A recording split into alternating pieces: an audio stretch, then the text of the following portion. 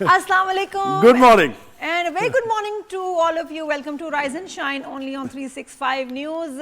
कैसे हैं आप? Monday to Friday हम यहाँ होते हैं 9 से 11 लाइव. नादिया खान, ज़ुहैब हसन कैसे आप लोग ठीक ठाक हैं? अच्छा पता है मुझे गर्मियों में पता नहीं क्यों एकदम से याद आ गया, गर्मियों में ना हम गोला गंडा खाने जाते थे तो उसमें बड़े कलर्स और इतने मजे के वाइब्रेंट कलर्स और ये बहुत मजे का होता था वो, मुझे पता नहीं याद आ गया। ये वही जा रहे हैं जहां मुझे लग रहा है? नहीं मैं तो सिर्फ मुझे याद आ गया, जहन में मेरे आ गया। अच्छा ये क्या है? मैंने देखा गोला कंडा के these are bright colors. अरे मुझे तो बड़े तारीफ की लोगों ने कि यार ये हमने देखा नहीं था, बहुत अच्छे लगते हैं। मुझे तो वो याद आया था, हम छोड़ दे। पता नहीं क्या, देखिए सर्दियों के मौसम में ना गर्मियों के मौसम की बात ना करें, एंजॉय द विंटर्स। मैं आपको बात बताऊं, बहुत अच्छी लग रही है। कल मैं मॉल गई तो मुझे ऐसे मैंने जबरदस्त गाड़ियां देखी इन पाकिस्तान में। मान से साला बचपन में अपना यही कहती रही कि हमारी 2 गाड़ियां 2.5 गाड़ियां होती थी, कब आएंगी एक चॉइस इन कार्स, वो सिडान्स 3-4 जनरेशन तर जनरेशन वही गाड़ियां चल रही थी। मुझे अब इतनी खुशी है पाकिस्तान में जो आ गई ना मॉड गाड़ी। कल तो मैंने ट्रांसफार्मर वाली गाड़ी देख ली। अरे हर तरह की साइबर ट्रक भी आ गया, कभी ये बन जाती है कभी वो। और मैंने कहा दिस इज अमेजिंग कि क्या electric cars, hybrid cars, latest जो टेक्नोलॉजी, कुछ ऐसी गाड़ियां भी हैं जो ऑस्ट्रेलिया में लॉन्च हो रहा पाकिस्तान में साथ तो मुझे बड़ी खुशी हो रही है। लेकिन टेस्ला के बारे में बताऊं, जो सेल्फ ड्राइव कार टेक्नोलॉजी है जिसके बारे में एलॉन मस्क ने कहा कि ये तो अब फ्यूचर है, आप सो जाएं बस गाड़ी में दबा दें, मैंने यहाँ जाना है, सो के उठेंगे आप वहां पहुंच गए होंगे। लेकिन अब मसला ये कि जब ये गाड़ियां रोड पे आई हैं तो आप बिल्कुल सो जाएं, बटन ऑन कर दें, लेकिन आप जिंदा पहुंचेंगे ये गारंटी नहीं है। लेकिन ऐसी गाड़ी क्या आगे आई है कि जैसे आपने खरीदी तो वो छोटी थी, फिर वो बड़ी होती गई। जैसे क्या मतलब बच्चे और गाड़ी में फर्क होते हैं? अच्छा मैं समझा ऐसी गाड़ी भी आ गई कि जैसे आपने छोटी खरीदी और उसके बाद वो 3 साल बाद बड़ी होती गई, फिर ट्रक बन गया। वो महंगी होती गई, वो यहाँ होता था, यहाँ भी नहीं है। अरे सुनो ना, जो सेल्फ ड्राइव कार टेक्नोलॉजी है ना, वो हो गई है फेल। अभी ऑस्ट्रेलिया में भी लॉन्च हुई है तो लोगों ने वहाँ जो उसके ऊपर सर्वे वगैरह किए हैं, क्योंकि अमेरिका में फेटल एक्सीडेंट्स हुए हैं सेल्फ ड्राइव। यूएस में टैक्सी में बहुत चलती थी, बहुत एक्सीडेंट्स हुए हैं इस पे। इवन अभी यूएई में भी एक गाड़ी इस तरह टैक्सी में लॉन्च इसमें यह है कि अगर आपकी नेटवर्किंग में जरा सा एरर आ जाए ना जी तो आप देख ले क्या होगा। इतने बुरे एक्सीडेंट फिर होते हैं। तो मेरा ख्याल है ये एआई रोबोट्स को ये चीजें ये काम नहीं देना चाहिए। ये जो है ना इंसान ही है ना, कुछ चीजें इंसान के लिए ही बनी है। तो ये टेक्नोलॉजी जिसपे इतने millions of billions of dollars लगे हैं, ये फेल हो गई है। Self drive cars are proving to be fatal. America Elon Musk कितनी बड़ी बातें लोग कर लेते हैं। हाँ नहीं मैं तो ये समझ रहा कि गाड़ी को पानी देते रहे आप और उसको तो बढ़ती बड़ी होती है। गाड़ी में कभी बैठोगे जिसमें ड्राइवर ही ना हो?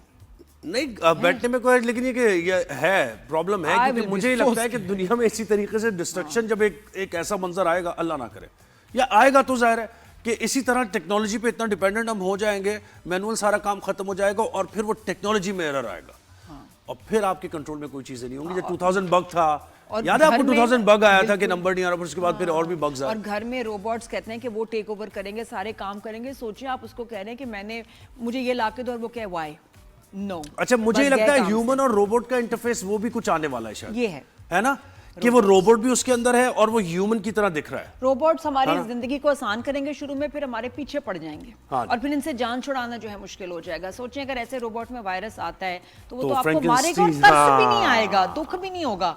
हाय सोचिए कितनी खौफनाक। चले खैर ये आपके बातें बढ़ जाएंगी, कैन बी इसके लिए एक्चुअली। अच्छा जी, तो हम अपने शो पर कुछ डिस्कस करेंगे। गार्ड ऑफ ऑनर पेश किया गया फील्ड मार्शल सईद आसिम मुनीर को, चीफ ऑफ डिफेंस फोर्सेस, और उस मौके पर तीनों मुसल्लह अफवाज के सरबराहान मौजूद थे और सलामी भी दी गई। और उसके बाद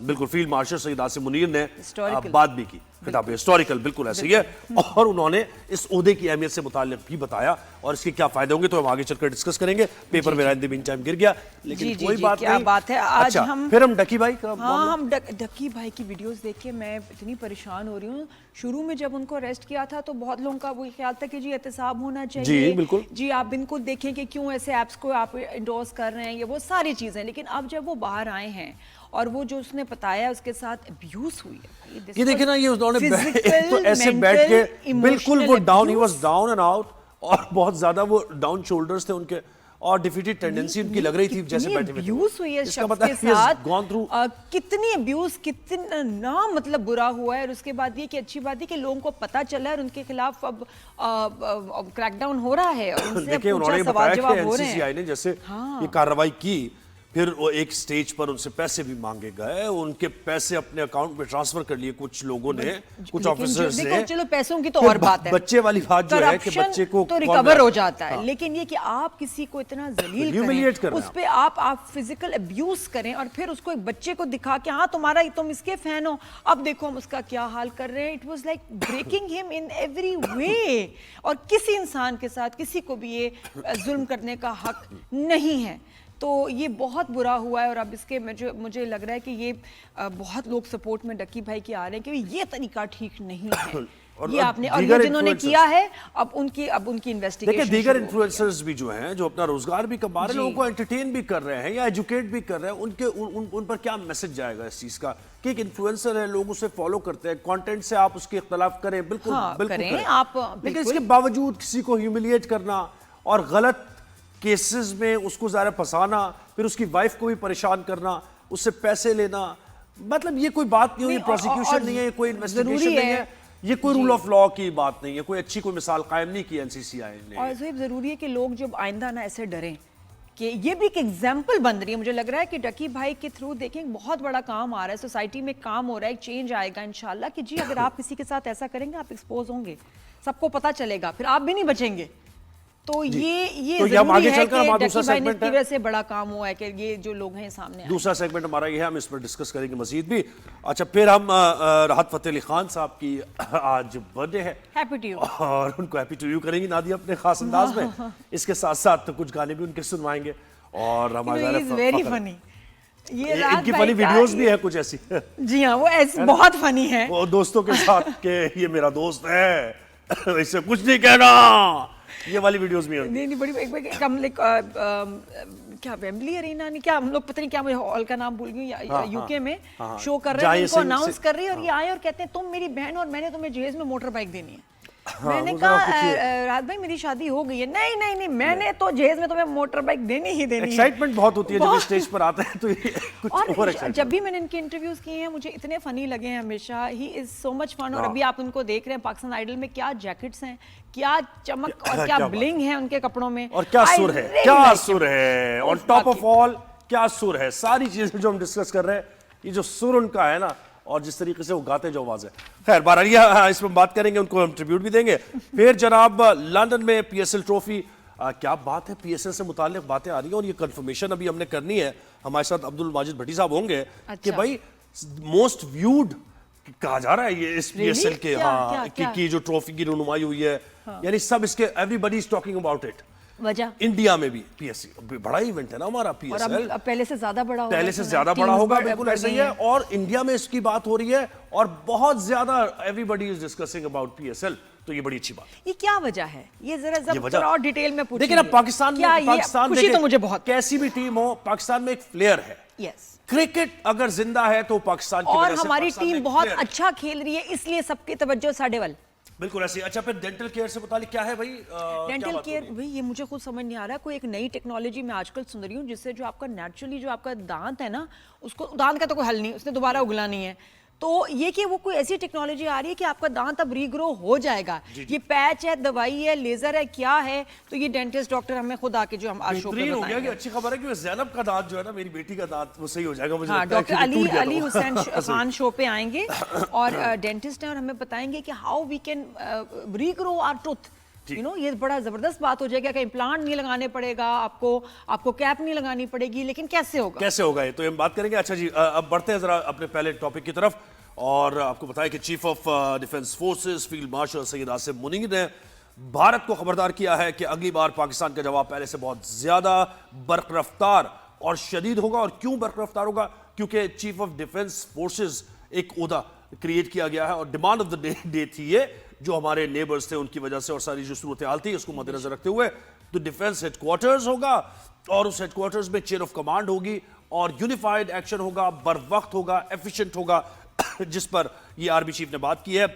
army chief of army staff और फील्ड मार्शल सैयद आसिम मुनीर ने तीनों मुसल्लह अफवाज के अफसरान से खिताब करते हुए कहा कि नए कायम होने वाले डिफेंस फोर्सेस हेडक्वार्टर का कयाम एक तारीखी और बुनियादी तब्दीली है जो मुस्तकबिल के चैलेंजेस के तनाजुर में इंतहाई अहमियत का हामिल है। ये बड़ी अहम बात की है। अच्छा जी, और कुछ हम ये भी आपको बताएंगे कि आदिल राजा जो कि बाहर बैठे हुए हैं, और वो व्लॉगिंग करते हैं और बहुत सी खबरें उनकी बाउंस भी करती हैं, नेगेटिव प्रोपेगेंडा वो कर रहे होते हैं, बेसलेस खबरें चला रहे होते हैं। तो खैर वहीं लंदन में ही एक तो पहले उनको केस आ रहे वो अपना, और अब जो हुक्मनामा आया है अदालत का, उन्होंने कहा कि 30 दिन तक मुआफी आप चलाएंगे और आपको जुर्माना भी अदा करना पड़ेगा। और ये यूके की अदालत ने जी, जी, फैसला बिल्कुल ऐसे आप जो है ना सुनाया है कि जिसमें पेनल्टी भी है, फाइन्स भी हैं। जी, आप अदालती अखराजात की मद में 2,60,000 पाउंड भी अदा करना होंगे। और माफी। अच्छा, आदिल राजा को 22 दिसंबर तक 50,000 पाउंड हर्जाना भी अदा करना पड़ेगा और 30 दिन तक मुआफी चलानी पड़ेगी अपने वो जो इतने पैसे होंगे चैनल उनके जो पास, इतने हैवी पता फाइन्स नहीं, अब हैं ये। देखना पड़ेगा। है ना? लेकिन ये दूसरों के लिए एक आई ओपनर है कि जरा एहतियात के साथ, और ये भी है कि evidence की आप बुनियाद पर कहीं भी आपको चले जाएं, अगर आप पाकिस्तान के खिलाफ बात करेंगे कुछ भी, तो आपके खिलाफ जो है कार्रवाई होगी और सजा भी होगी। बिल्कुल ऐसी है। तो हमें ज्वाइन किया है सैयद मोहम्मद अली साहब ने, सिक्योरिटी एनालिस्ट हैं, दिफाई तज्जिया कार हैं। बहुत शुक्रिया सैयद मोहम्मद अली साहब ने वक्त दिया हमें।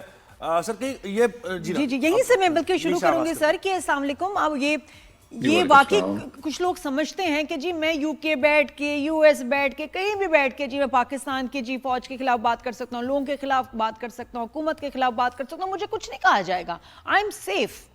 लेकिन ये जो अब फैसला आया है, इससे क्या अब इंप्रेशन जाता है, जो रियल स्टोरी है? नादिया बहुत शुक्रिया। मैं समझता हूँ ये बड़ा एक अहम और तारीखी फैसला दो एतबार से है। पहली बात तो ये है कि जिन लोगों को ये गलत फहमी थी कि वो दुनिया में कहीं भी किसी इदारे, फर्द या मुल्क के खिलाफ जो है हर्जा सराई कर सकते हैं, उनके ऊपर हर किस्म के सच्चे झूठे इल्ज़ामात लगा सकते हैं, उनको बदनाम करने की कोशिश कर सकते हैं और वो कानून की पकड़ से बच जाएंगे, तो ये गलत फहमी इस फैसले के नतीजे में मैं समझता हूँ बहुत से लोगों की दूर हो जाएगी। दूसरी बात ये कि इससे एक और एक प्रेसिडेंस कायम हुआ है नादिया कि अगर किसी दूसरे मुल्क में बैठ के भी पाकिस्तान के किसी फर्द या शहरी या इदारे के खिलाफ अगर इस तरह का नफरत आमेज बयानिया बनाया जाता है और झूठे इल्जामात लगाए जाते हैं, तो वो अपने मुल्क, जिस भी वो मुल्क में है, वहां भी वो कानून की गिरफ्त से नहीं बच सकते।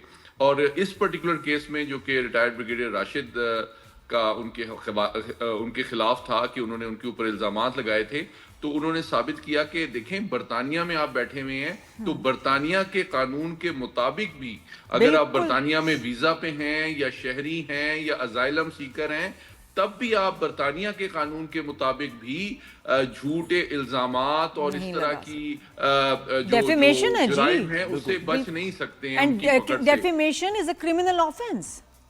जी बिल्कुल। और आप जानती हैं कि मैं आपके तवज्जुह से बताना चाहता हूं कि कई ऐसे चैनल्स भी जो पाकिस्तान के हैं जिन्होंने इससे माजी में कुछ गैर मोहतात कंटेंट एयर किया था, उनके खिलाफ बरतानिया की अदालतों ने भी फैसला दिया था। तो मैं ये समझता हूँ ये एक खुशाइन बात है। और जिस तरह आपने कहा, मैं आपसे बिल्कुल मुत्तफिक हूँ कि इससे ये एहसास पैदा होगा कि हमें आजादी राय दुनिया में हम किसी भी हिस्से में हो उसको जिम्मेदारी और एहतियात के साथ करना चाहिए। अच्छा, इसी को आगे लेकर बढ़ते हैं। जो मजीद भी वहां कंटेंट क्रिएट कर रहे हैं या फिर व्लॉगिंग कर रहे हैं, पाकिस्तान के खिलाफ बात कर रहे हैं, मुझे बताएं कि क्या कोई हमारी वजीर दाखिला जेन मैरियट के साथ ज़ाहिर उनकी बात भी हुई है, तो क्या वापस उनको लाया जाएगा लोगों को, या ऐसा मुमकिन भी है कि उनको वापस लाया जाए और यहाँ पर कानून के मुताबिक सजा दी जाए? ये भी अमल शुरू कर दिया गया? देखिए, इसमें कानून के दो पहलू हैं। एक पहलू ये है कि वो लोग जो पाकिस्तान की कौमी सलामती, पाकिस्तान की रियासत, फौज या किसी फर्द के खिलाफ जो है झूठे इल्जामात और झूठा बयानिया जो है मुरतब कर रहे हैं, उनके हवाले से उनको मुल्क वापस लाने की जो कोशिश है, डेफिनेटली जो हमारे वजीर दाखिला इस वक्त बरतानिया में मौजूद हैं वो पूरी कोशिश करेंगे कि इस पे अमल दरामद किया जाए। लेकिन इसके साथ ही साथ इससे कता नजर के ये, लेकिन इसके लिए एक एक्सट्रेडिशन ट्रीटी की जरूरत होती है दोनों ममालिक के दरमियान। लेकिन इससे कता वो है बरतानिया और पाकिस्तान में या नहीं है? मेरे ख्याल में नहीं है, क्योंकि इससे पहले आपको याद है कि अल्ताफ हुसैन साहब को वापस लाने की कोशिश की गई थी और भी लोगों को लाने की कोशिश की थी, जितनी कामयाबी हुई थी। लेकिन अम्ब्रेला के अंडर ना आप मियां साहब को लाने की भी कोशिश की गई थी। बिल्कुल जी हाँ, जी हाँ। लेकिन मैं जो बताना चाह रहा हूँ, इस केस में एक नई जो जहत आई है वो ये है कि जनाब, अगर आप पाकिस्तान के शहरी नहीं भी हैं, अगर आप किसी दूसरे मुल्क के शहरी हैं या वहां पे आप वीजा लेके मौजूद हैं या वहां की नेशनैलिटी रखते हैं या वहां पे आपने सियासी पनाह ली हुई है, लेकिन उसके बावजूद उस मुल्क के कानून के मुताबिक भी अगर आप किसी के ऊपर झूठे इल्जामात लगाते हैं तो उस मुल्क के अंदर भी पाकिस्तान का वो शहरी या इदारा कानूनी कार्रवाई उस मुल्क की अदालत में भी उनके खिलाफ कर सकता है और कामयाबी हासिल कर सकता है। ये एक बड़ा अहम पहलू इसलिए है कि ऐसे जो कई अफराद जो हैं जी दीगर बहुत है, ममालिक कुछ में जो कुछ इस तरह और कर भी रहे हैं, हमारे उनके लिए ऐसे भी एक बड़ा सबक है। जी सर, हमारे कुछ और भी ऐसे ये शरपसंद यूट्यूबर्स बैठे हुए हैं बाहर, ये उनके ऊपर भी मेरा ख्याल थोड़ा सा होना चाहिए ऐसी कार्रवाई, क्योंकि उनको भी कोई शर्म नहीं है। जब वो वीडियोस बनाने पे आते हैं ना तो बहुत झूठ का इस्तेमाल करते हैं हमारे इदारों के खिलाफ। जी बिल्कुल, और मैं समझता हूं कि ये हम एक ऐसे निज़ाम की तरफ बढ़ेंगे बतदरीज जिसमें ये आज़ादी राय जो है उसको एहतियात और जिम्मेदारी के साथ इस्तेमाल किया जाए। अगर किसी की इज्जत पे, किसी की साख पे को नुकसान पहुंचाने के लिए सोशल मीडिया को इस्तेमाल किया जाना है तो मैं समझता हूं ये एक खुशाइंद बात है कि इस तरह के मैं समझता हूं और केसेस भी आगे सामने आ सकते हैं उन अफराद के खिलाफ जो कि दीगर मुल्क ममालिक में इस गलत फहमी से पाकिस्तान के खिलाफ झूठे बयानियां मुरतब कर रहे हैं कि जनाब वहां पे वो महफूज हैं, कि वो महफूज हैं, ममालिक में भी हम केसेस करके उनके खिलाफ कानूनी कार्रवाई जी कर सकते हैं। बिल्कुल ऐसी तो ये कार्रवाई होंगी। अच्छा मुझे बताएं कि गार्ड ऑफ ऑनर भी दिया गया चीफ ऑफ डिफेंस फोर्सेस को, तीनों मुसल्लह अफवाज के सरबराहान मौजूद थे, वहां खिताब भी किया फील्ड मार्शल सईद आसिम मुनीर ने।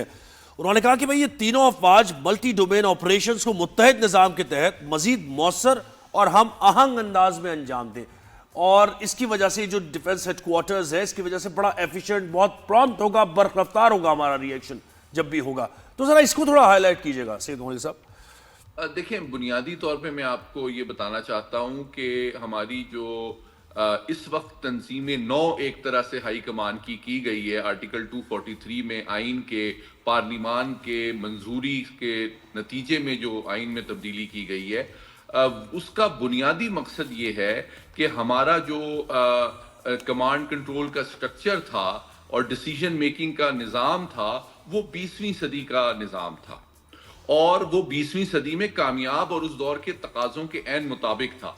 लेकिन अब 21वीं सदी में जो जंग की नौयत है और रफ्तार है और हैयत है वो यकसर बदल चुकी है।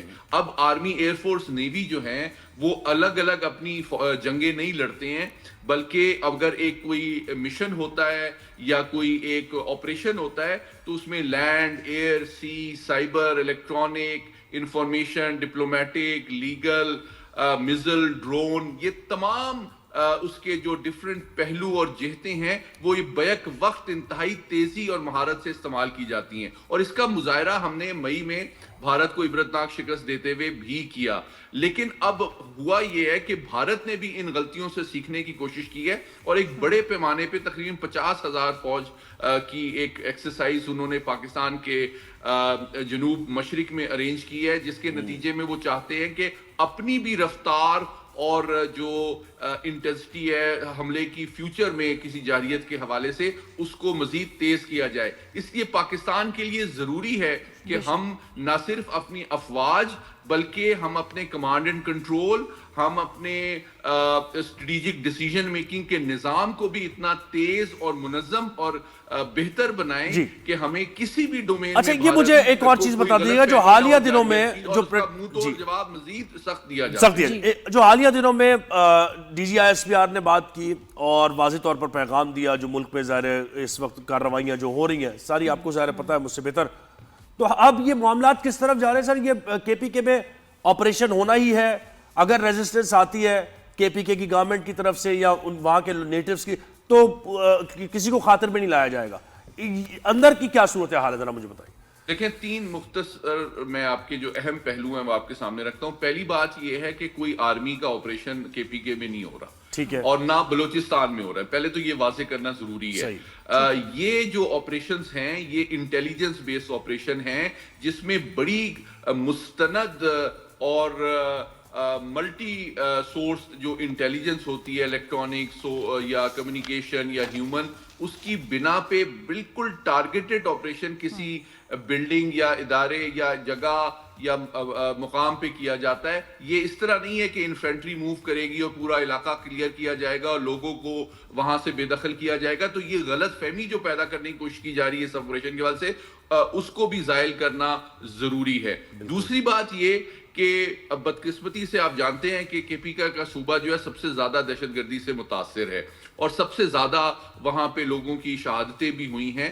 इसलिए मैं समझता हूं कि वहां पे दहशतगर्दी का जो खतरा है उसकी बेखकनी के लिए एक भरपूर इंटेलिजेंस बेस्ड ऑपरेशन जो है एहतियात के साथ, जिम्मेदारी के साथ, वो जरूरी है। तीसरी बात ये कि अगर वहां की सूबाई हुकूमत इस रियासत के या मरकजी हुकूमत के फैसले और इकदाम में मदद करती है तो ये बेहतर अंदाज में अंजाम पाएगा। लेकिन अगर वो नहीं भी करती तो मैं समझता हूँ कौमी सलामती के जो इस वक्त तगाजे हैं उस पर मैं समझता हूँ सियासत ना तो करनी चाहिए और ना ये हमारे कौमी सलामती की जो जिम्मेदारी हमारे इदारों और मरकजी हुकूमत की है उसको पूरा करने के रास्ते में किसी रुकावट को हायल होने की इजाजत जी जी बिल्कुल अली। और मैं तो कहती हूँ कि जिस तरह इन्होंने भी प्रोपोगेंडा फैलाने की कोशिश की है एयर मार्शल के बारे में, इंडिया की मैं बात कर रही हूँ, मीडिया की, और उनके जो भी ये पपेट सपोर्टर्स हैं, वहाँ मातम मच गया है इस सेरेमनी के बाद। जी बिल्कुल मातम की कैफियत है और उनको अब समझ नहीं आ रहा कि हमने तो बड़ी बड़ी बातें की थी,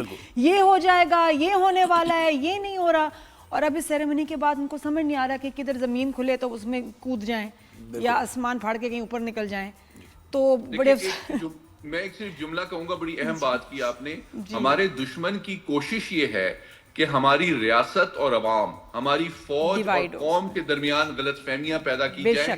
तो आपकी बड़ी इंपॉर्टेंट जिम्मेदारी है कि इन झूठे बयानिए और नफरत के कारोबार को एक्सपोज भी करें ताकि हमारी अवाम के दिलों में अफवाज और रियासत का एहतराम और एतमाद भी रहे और दुश्मन पर इसकी धाक भी रहे और आलमी बरादरी में पाकिस्तान एक तरक्की याफ्ता और मजबूत और मुस्तहकम और मुत्तहिद कौम के तौर पर उभर कर सर उठा कर। बिल्कुल, बहुत शुक्रिया, आपने हमें वक्त दिया। तो बिल्कुल सही उन्होंने बात की है कि फौज और अवाम के दरमियान जो गैप क्रिएट करने की कोशिश या मिसअंडरस्टैंडिंग क्रिएट करने की कोशिश जारी है, तो इसके खिलाफ हम सबको एज एन इंडिविजुअल हमें इसे काउंटर करना पड़ेगा। क्योंकि जब पता है कि दुश्मन का मकसद ये है और यही उसको तरीका नजर आता है तो हम उनको क्यों कामयाब होने दें? अपने दिल में वसवसे डालना या फैशनेबल नेगेटिव टॉक करना पार्टीज में, कहीं गैदरिंग में मत करेंगे। आप स्ट्रांग हैं, अपने आपका मुल्क स्ट्रांग है तो ही जो आप अपना बचाव कर सकते हैं। ब्रेक के बाद वापस आएंगे। Stay with us, keep watching Rise and Shine. Good morning.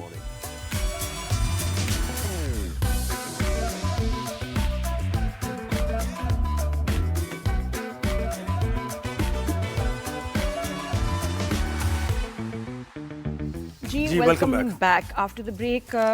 और देखिए स्टोरी अजीब सी डेवलप कर रही है। डकी भाई के जब अरेस्ट हुआ था तो सबने बात की थी, हमने भी बात की थी कि भी अच्छी बात है सर आप इन्वेस्टिगेशन हो, पता चलें। आपको एज अ यूट्यूबर आपकी बहुत रिस्पॉन्सिबिलिटी होती है कि आप किसके साथ कनेक्ट हो रहे हैं, किसको एंडोर्स कर रहे हैं, ऑल दैट। और बेटिंग एप्स का तो बिल्कुल पाकिस्तान में कहीं कोई इसका काम ही नहीं होना चाहिए, मीडिया पे कहीं भी इसको एंडोर्स किया जाए। इन्वेस्टिगेशन चली, अरेस्ट हुए एंड ऑल दैट। लेकिन अब जब वो जब ये अरेस्ट थे तो बहुत जगह बात हो रही थी इन पे तशद्दुद हो रहा है, नहीं हो रहा। जब इनसे लोग मिलते थे तो ये कुछ नहीं बताते थे ऑब्वियसली, और उसके बाद अब वापस आके डकी भाई ने जो रिवील की हैं डिटेल हॉरिफिक। अच्छा ये तो है, और इस पे कितने सारे सवालात हैं कि इस तरीके से दिहाड़े मतलब किसी को उठा भी लिया जाता है। ठीक है आपने उठा लिया, होगा कोई भाई सस्पिशियस एक्टिविटी होगी, जो भी है, इन्वेस्टिगेशंस हो रही है, सरेआम उसकी पेशियां भी हो रही हैं, उसके साथ ये जुल्म भी हो रहा है, ज्यादती भी हो रही है, कोई नहीं पूछ रहा। अच्छा फिर आने के बाद खुलेआम वो एक वीडियो बना रहा है और एनसीसीआई जो इदारा है, एक बाकायदा क्राइम एजेंसी जाहिर है, वो साइबर क्राइम से मुतालिक वो इन्वेस्टिगेट करता है, पूरे इदारे पर वो तकरीबन कितने आधे घंटे की वीडियो है, 15 मिनट की तो है ना, वो 15 मिनट की वीडियो वो बना रहा है बैठ के, और पूरी वीडियो में वो इदारे के जो लोग हैं, जो उनके ऑफिसर्स हैं, उन पर इल्जामात लगा रहा है। ये मुझे समझ नहीं आया, वैसे मैं आपको बताऊं बात, ये मुझे समझ नहीं आई बात कि इसके क्या किसकी समझ नहीं आई? मुझे ये समझ नहीं आई कि एक तो डकी भाई को उन्होंने अरेस्ट किया, ठीक है कर लिया, आप इन्वेस्टिगेट कर लें, ठीक है, इदारा है, एक इदारा है, ठीक है, ऐसे नहीं है कोई जिम्मेदार इदारा है, किसी चलते फिरते आदमी ने नहीं उठाया, ठीक है, इदारा है, अदालत में मामला चले, कोर्ट में पेशियां भी हुई होंगी, जज साहब को भी बताया होगा उसने कि भाई मेरे पैसे उन्होंने मेरे अकाउंट से ले लिए हैं, ठीक है। मुझसे रिश्वत मांगी जा रही है, या एक बच्चे को कॉल मिला के उसे बताया जा रहा है कि अच्छा फॉलो करोगे इस बंदे को। तो ये सारी प्रैक्टिसेस हो रही है वहां पर, प्रोसिक्यूशन के दौरान, इन्वेस्टिगेशन के दौरान, अदालत भी चल रही है, हाँ, रिमांड भी हो रहे हैं। तो ये कैसे हो रहा है सब? नहीं क्या, मुझे नहीं समझ आई। आपको समझ आएगी। मतलब ये तुम्हें डक्की भाई का अजीब लग रहा है कि अब मुझे डक्की भाई का भी अजीब लग रहा है। मुझे क्यों बात कर रहे हैं? मुझे जो उन्होंने बात की है वो भी अजीब लग रही है कि कितना नॉन प्रोफेशनल रवैया तहकीकात करते हुए। दूसरा मुझे ये भी एक अजीब लग रहा है कि वो बाहर आया बंदा, बाहर आने के बाद एक वीडियो पूरी बना देता है और वो पूरी एनसीसीआई के बारे में कहानी खोल के रख देता है। अच्छा अब क्या भाई इन्वेस्टिगेट करें फिर आप, एनसीसीआई कैसे काम कर रहा है ये? बट डू यू क्यों लोगों को उठा रहा है इस थिंक तरीके से? नहीं, आपको लग रहा है कि डक्की भाई जो कह रहे हैं क्या उसमें कोई सच्चाई नहीं? मैं सच्चाई पे तो पहुंच नहीं रहा ना अभी। मैं क्या ये कह रहा हूं जब पहले जो इनको उठाया था, अरेस्ट किया था, तब सच्चाई थी। क्या एविडेंस मौजूद था, नहीं था? उस वक्त किसी ने, जज ने क्यों नहीं कहा कि भाई कोई एविडेंस नहीं है आपके पास, आप क्या कर रहे हो, आप रिमांड क्यों ले रहे हो बार बार? किस बात का आप रिमांड इनका मांग रहे हो जब नहीं है? वो चलता रहा, इतना ड्रैग होता रहा। इनकी वाइफ भी इसमें, उनको भी उनके खिलाफ भी कहा गया कि तुम्हारी वाइफ को भी ड्रैग कर लेंगे इसमें। सब चीज चल रही है और कोई देख नहीं रहा। कोई देख नहीं रहा कि एक बंदे को विक्टिमाइज किया जा रहा है। अच्छा फिर विक्टिमाइज चलो किया गया नहीं किया गया मुझे नहीं पता, बाद में आके वो बंदा इतना कॉन्फिडेंट बैठ के बात कर रहा है कि आप उसे डर नहीं है कि भाई ये दोबारा इदारा मेरे खिलाफ नहीं, कोई क्योंकि काम पता कर आप देगा। एक तो ये कि अब वो इस वक्त फिलहाल कस्टडी में नहीं, जब आप कस्टडी में होते हैं आपकी वैसी जान निकल रही होती है कि आप किसी के खिलाफ क्या बात करें, मैं वापस जाऊंगा तो मेरा और कितना बुरा हाल हो। नहीं, there is something fishy out there. और इतना आसान नहीं था। दूसरा आई थिंक उसको अब लग रहा होगा कि कुछ देखा, अब उसको हेल्प मिल रही है। अब ऐसे भी इदारे नोटिस कर रहे हैं कि भाई इसके साथ गलत हो रहा है, तो शायद अब उनके भी सपोर्ट के साथ ही इज कॉन्फिडेंट कि मैं अब सच बोलूं। लेकिन बड़े खैर हमारे नुमाइंदे तारिक खान ने ज्वाइन किया। तारिक मुझे बताएं कि ये जो हम इस पे अभी मैं और नादिया भी बात कर रहे थे, जो हम सवालात रेस कर रहे थे, अपनी जगह मौजूद तो है ना उनके साथ ये होना और फिर उनका ये वीडियो बनाना, ये कोई इतनी सिंपल बात नहीं है। बिल्कुल आपने ठीक कहा है, लेकिन जो वीडियो बनाना है, मेरा ख्याल जहाँ तक एक तो ये अपने जो व्यूअर्स हैं इनको सेटिस्फाई करने की कोशिश की है कि मेरे साथ बहुत जुल्म ज्यादती हुई है, और जितने इल्जामात उन्होंने लगाए हैं उनमें एक इल्जाम भी ऐसा नहीं है जिसे प्रूफ किया जा सके। दौरान इन्वेस्टिगेशन अगर इन पर तशद्दुद हुआ है तो इन्होंने कोई एप्लीकेशन नहीं दी कि मुझे मेरा मेडिकल करवाया जाए, मेरे पे तशद्दुद हुआ है और मुझे इस तरह का टॉर्चर किया गया है, तो इन्होंने कोई एप्लीकेशन उस वक्त नहीं दी। और ये जितने इल्जाम है स्वाय एक इल्जाम के कि इन्होंने 60 लाख रुपए का जो इल्जाम लगा रहे हैं कि मेरी फैमिली ने इनको दिए हैं, ये इल्जाम है। और इसी पे इनकी जो अहलिया हैं अरूबा जुतोई, उन्होंने जो है वो FIA के खिलाफ जो है NCCIA के जो डायरेक्टर्स हैं सरफराज चौधरी और दीगर के खिलाफ जो है वो एप्लीकेशन दी है, और उनमें वो जो तमाम है इन्वेस्टिगेट हुए हैं और इस वक्त वो जेल में भी हैं। अभी तक उन्होंने इस्तीफे भी दे दिए हैं अपने ओहदों से, लेकिन क्योंकि मेन तो इदारा जो है उसने देखना है कि इसको किस तरह इन्वेस्टिगेट किया जाएगा और ये जो इल्जाम लगाएंगे इन्हें प्रूव कैसे किया जाएगा। इनमें कोई इल्जाम ऐसा बज़ाहिर नजर नहीं आ रहा जिसे प्रूव किया जा सके। जैसे कहा है कि जो नहीं, एक बात मुझे बताएं तारिक, ये बैटिंग ऐप का जो मामला था, ठीक है, इसकी एंडोर्समेंट हो रही थी, क्या हो रही थी इनकी तरफ से या नहीं हो रही थी, और उस सिलसिले में इन्होंने कुछ पैसे लिए थे या नहीं लिए थे? इतना मामला है, ये बताइए, ये अभी तक पता चल सका? क्योंकि जो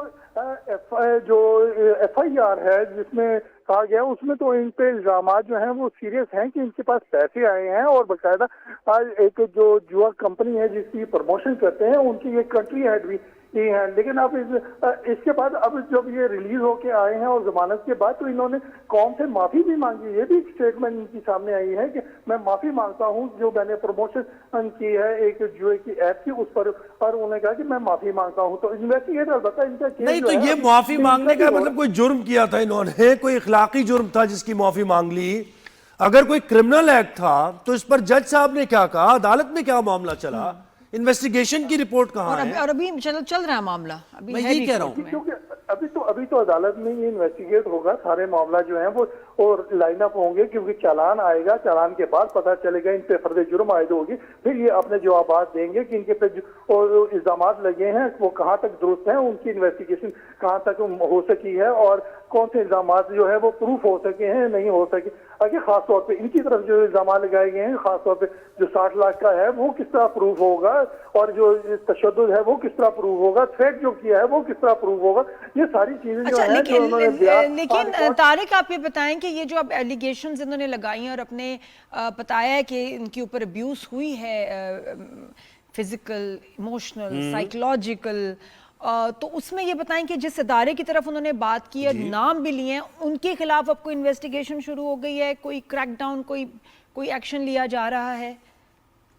जी बिल्कुल नहीं, क्योंकि ये तो एक सेटिस्फेक्शन के लिए वो अपने जो व्यूवर्स हैं उनकी सेटिस्फेक्शन के लिए ये वीडियो जो है वो 15-20 मिनट की जितनी की है वो बनाई गई है। वरना ये इल्जाम जो है अगर इन्होंने प्रूव कर रहे हैं तो वीडियो पे तो कोई प्रूफ नहीं करता, नहीं तो अदालत में जाना पड़ेगा आपको। जी मैं यही कहना चाह रहा हूं कि वो भी जिम्मेदार इदारा है, ऐसी बात नहीं है, वो भी एक जिम्मेदार इदारा है। उस पर अगर इल्जामात लगे हैं, अगर प्रूफ है तो फिर वो एविडेंस है तो नजर आएगा। अच्छा मुझे बताएं कि उन्होंने कहा कि 3,26,000 USDT असिस्टेंट डायरेक्टर शोएब रियाज के अकाउंट में ट्रांसफर किए गए। इसके तो सबूत होंगे। तो ये 9 करोड़ पाकिस्तानी बनते हैं भाई, इतना 9 करोड़ पाकिस्तानी।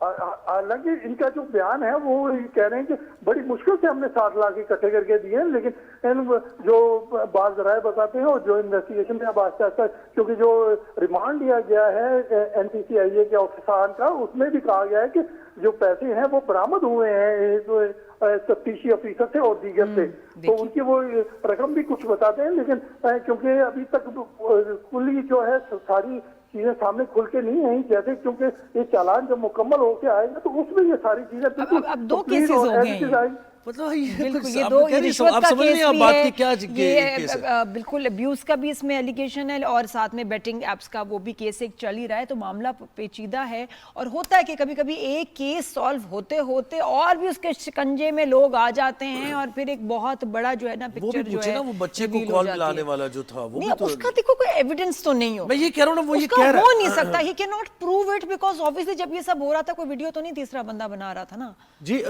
तो ये इसको प्रूव करना, लेकिन इनका कह देना बताना, ये अजीब सी बात था कि एक बच्चे को कॉल मिलाई। देखो आसान नहीं, कोई क्यों उसको बना के कोई ऐसे झूठ बना के कुछ ऐसे बात करेगा, ये भी एक hard for me to believe कि क्यों कोई ऐसे बात बना के ऐसे बोलेगा। तारिक नहीं, तारिक NCCI मुझे बताएं, NCCI की तरफ से कोई ऑफिशियल मौक़िफ़ अभी तक आया है इस पर कि ये जो बात और जिनका नाम लिया गया है उन्होंने भी कोई स्टेटमेंट दी है, कुछ बताया है? जिनका नाम लिया गया है बल्कि चौधरी सफार है, वो तो सारे कस्टडी में हैं, वो तो जेल में हैं, वो तो अपना मौक़िफ़ दे नहीं सकते। वो तो इस केस में जिसमें डक्की भाई को गिरफ्तार किया गया, इसके वो एविडेंस वही उसके एविडेंस हैं, वही एविडेंस खुद आगे जो है वो रिकॉर्ड करवाएंगे, क्योंकि आम पब्लिक तो उसमें कोई एविडेंस है ही नहीं किसी की। यही जो एहलकार हैं और डायरेक्टर्स हैं यही उसमें जो है तो गवाह हैं और यही अपनी गवाही जो है देंगे इन्हीं पर। और अब इन्होंने इल्जाम लगा दिया है तो एक पेचीदा केस है। अब देखिए इस पे क्या बनता है। अब 60 लाख जो इन्होंने दिए हैं उसकी भी इन्होंने एविडेंस जो है वो देनी है कि किस तरह दिए थे, क्या तरीकेकार था, पैसे किस किस्म के थे, नोट कौन कौन से थे। अच्छा ये इदारा जो ये विफाकी इदारा है ना, ये विफाकी इदारा है ना?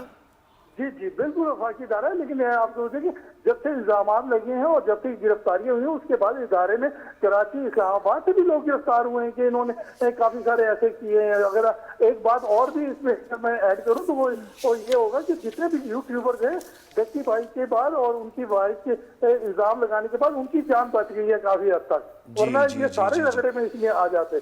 चले तारिक बहुत शुक्रिया, आपने अपडेट किया और हमें डिटेल्स दी इस केस से। आप इस पर नजर रखिए। बिल्कुल वेट एंड वॉच बात होती रहेगी। ये है कि तवज्जो सबकी जो है इस तरफ हो गई है, इस केस की तरफ। जो हैरान कुन है कह रहे हैं वो भी, जो उनके साथ हुआ है वो कह रहे हैं वो भी, एवरीथिंग। तो जब तवज्जो आ जाती है तो फिर बहुत सारी चीजें निकल के सामने आ भी जाती हैं। जी बिल्कुल ऐसे ही। ब्रेक लेते हैं, ब्रेक के बाद वापस आएंगे। Keep watching Rise and Shine. Good morning. सही बात है, बच्चा नजर आ गया।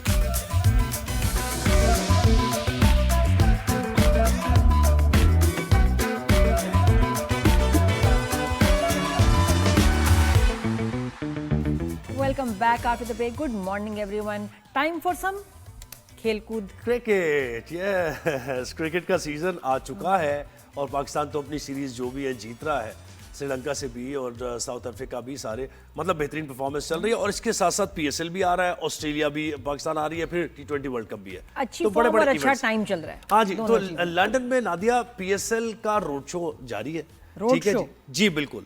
और वहाँ पे हमारे जो स्टार्स हैं, हमारे लेजेंड हैं, वसीम अकरम भी मौजूद हैं, उन्होंने भी उसके बारे में बात की है। अच्छा हुआ क्या क्या ये रोड शो? लॉर्ड्स मैंने first time Lord's cricket ground में पीएसएल रोड शो का इनकाद एक तारीखी कामयाबी है लॉर्ड्स में, जो कि आप कहते हैं क्रिकेट जहां से शुरू हुई है वहां से चेयरमैन पीसीबी ने ये कहा है कि भाई क्रिकेट की बेहतरी के लिए हम काम कर रहे हैं, हमारे कौमी खिलाड़ियों में बहुत सलाहियत है। और high commissioner Pakistan doctor Mohammad Faisal ने कहा कि लॉर्ड्स क्रिकेट ग्राउंड में पीएसएल रोड शो का इनकाद एक तारीखी कामयाबी है। चेयरमैन पीसीबी मोहसिन नकवी ने कहा कि पीएसएल को नंबर 1 लीग बनाने का विजन हमारा है।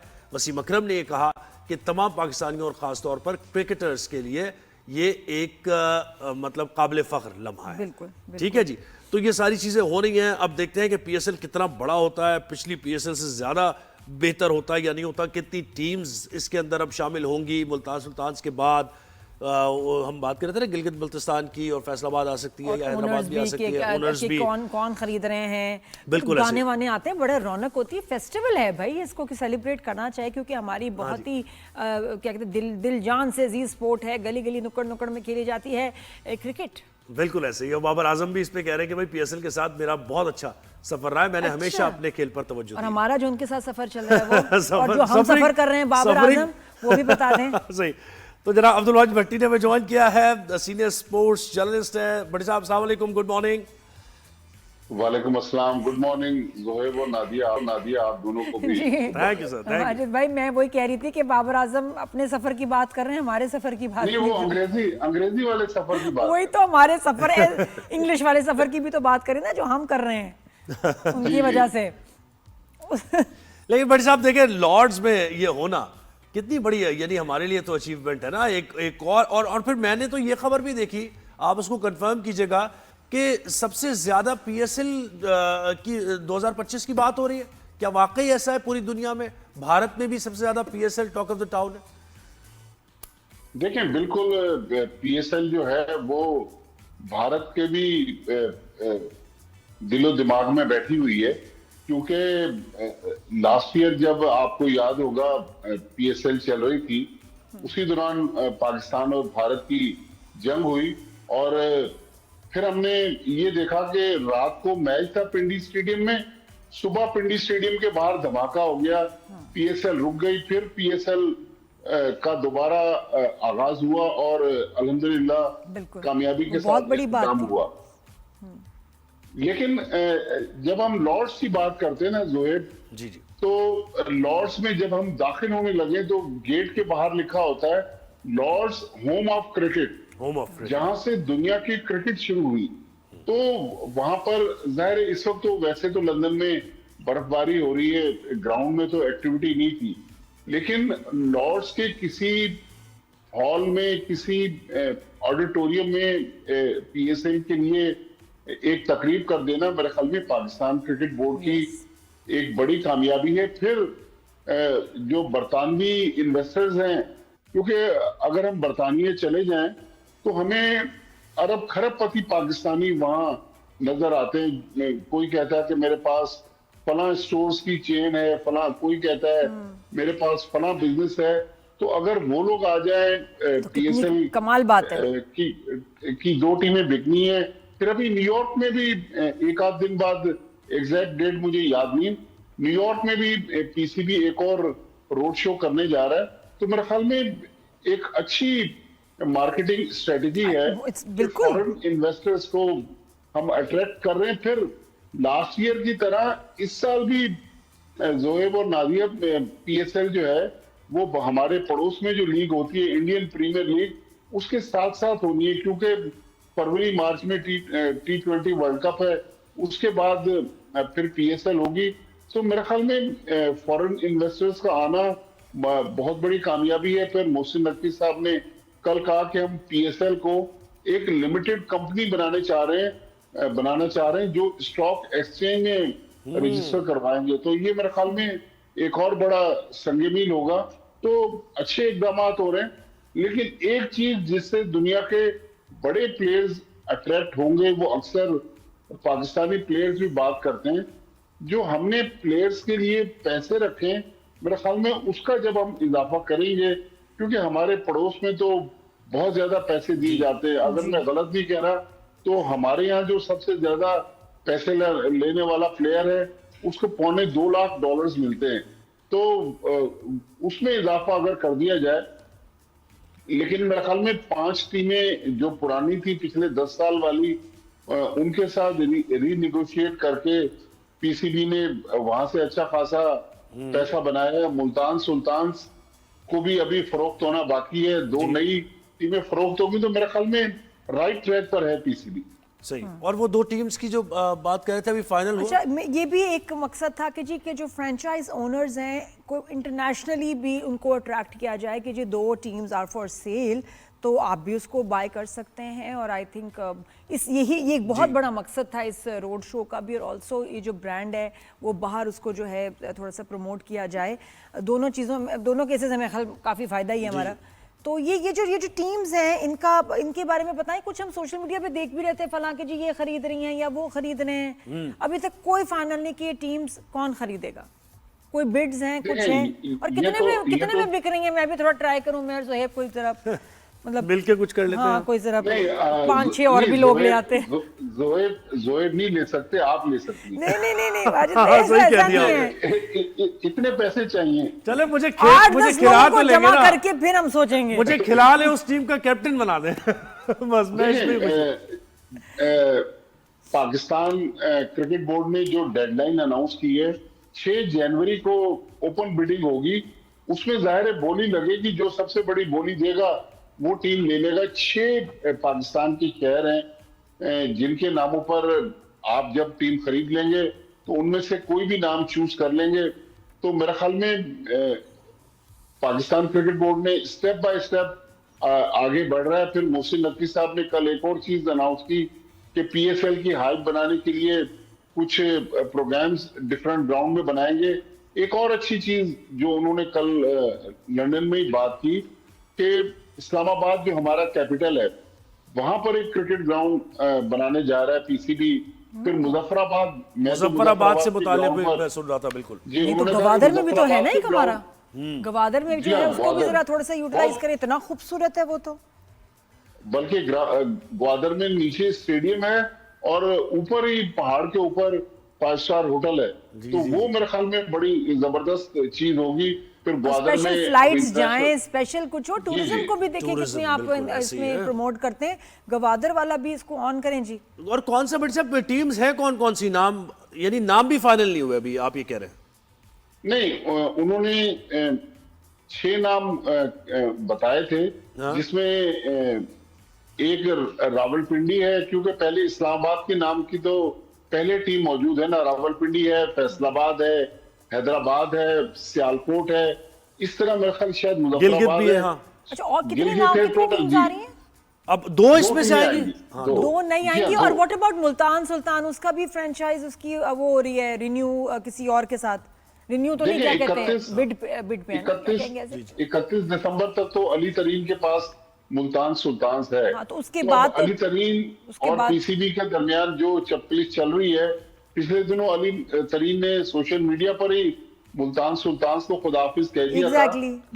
या तो वो दोबारा मुल्तान सुल्तान को खरीदने के लिए जाएंगे, या हो सकता है कि नई टीमों में से एक टीम के लिए बिड करें। लेकिन 6 जनवरी की जो तारीख है उस दिन ओपन बिडिंग होनी है और बड़ी इंटरेस्टिंग होगी कि ये टीमें कितने में जाती हैं। क्योंकि अब कहते हैं कि ये बोली जो है लास्ट टाइम जो कम से कम टीम कोयटा ग्लैडिएटर्स बिकी थी वो $11 लाख की बिकी थी। $11 लाख की। अच्छा नादिया, जरा अच्छा, ये माजिद भाई, ये जो फ्रेंचाइज ओनर्स है ना, उनको कुछ शिकायतें भी हैं पीसीबी से। वो क्या हैं कि वो इतनी महंगी टीम खरीदते हैं, सैलरीज देते हैं, सब कुछ, ये तो उनको क्या इन रिटर्न ओनरशिप नहीं मिल रही होती उनको, ये कहते हैं। उनकी क्या मसाइल है, उस पर भी बात करनी चाहिए कि भाई हमारे भाई हैं सब। Basically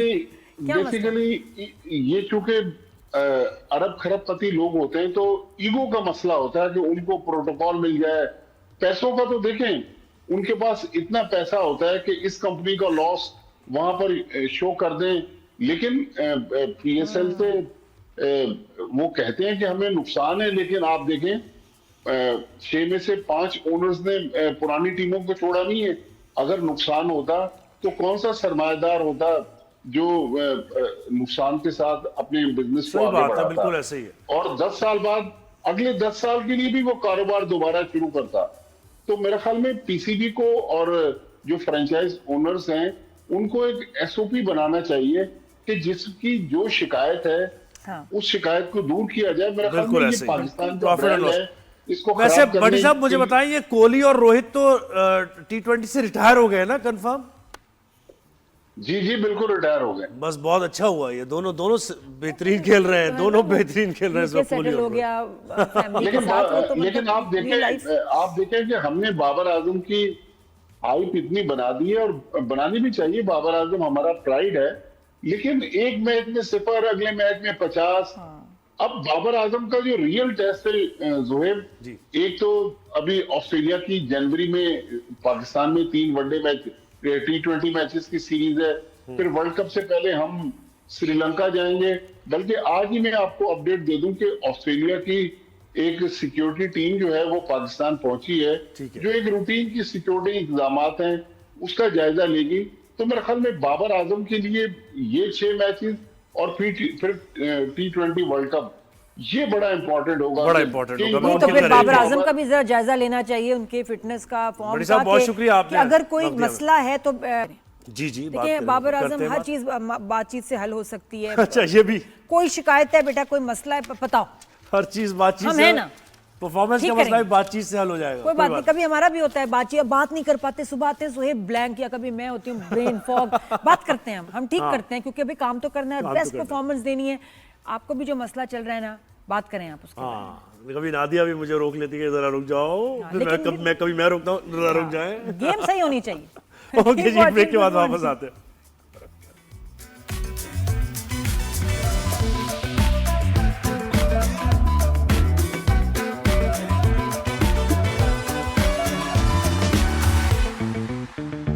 ji welcome back rise and shine. Break.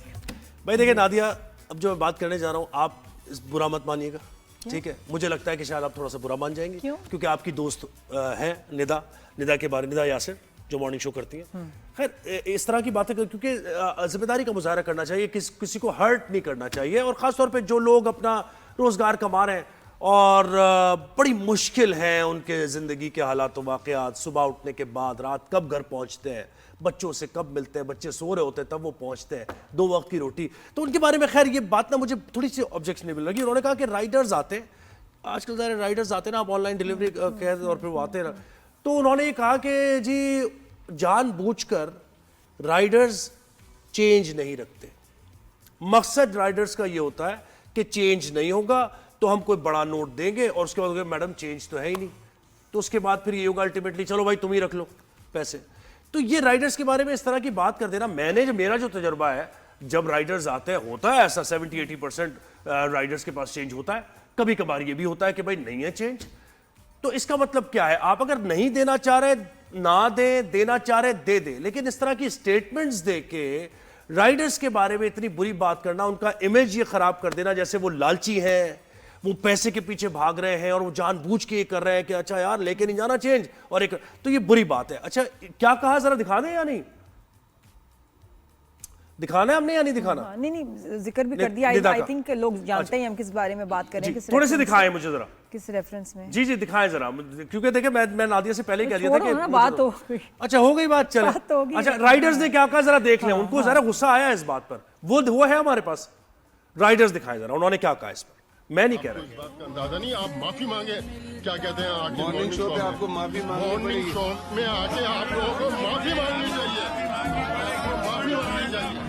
ये राइडर के खिलाफ, ये एयर कंडीशन में बैठ के बहुत अच्छे माहौल में चाय चल रही है, कोल्ड ड्रिंक चल रही है, दोस्तों के साथ में बैठ के इस तरीके से इन्होंने पहले भी जो है वो अपनी मुलाजमा के खिलाफ जो है वो आके मतलब आप मीडिया में बताया सारा सब कुछ, अपने मॉर्निंग शो में बताया, ऐसे ही राइडर पूरी कर रही है।